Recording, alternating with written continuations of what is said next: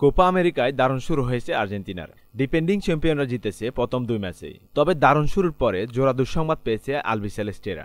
অধিনায়ক লিওনেল মেসির অসুস্থতার সাথে যোগ হয়েছে কোচ লিওনেল স্ক্যালোনির নিষেধাজ্ঞাও। প্রথম ম্যাচে কানাডার সাথে প্রথমার্ধে বিরতিতে নির্ধারিত 15 মিনিটে মাঠে নামেনি আর্জেন্টিনা। প্রতিপক্ষ কানাডা থেকেও দাবি করা হয়েছিল শাস্তির। শেষে সেই শাস্তি জুটল মেসিদের কপালে।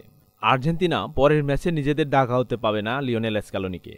অন্যদিকে অসুস্থতায় ম্যাচ মিস করার সম্ভাবনায় অধিনায়ক লিওনেল মেসিও। গ্রুপ এতে কানাডা ও চিলির সাথে 2 ম্যাচে 2 জয় নিয়ে মেসিদের পয়েন্ট এখন 6। এক ম্যাচ হাতে রেখে কোয়ার্টার ফাইনাল নিশ্চিত করেছে আর্জেন্টিনা। 30 জুন পেরুর সাথে গ্রুপ পর্বের শেষ ম্যাচে মাঠে নামবে আর্জেন্টিনা।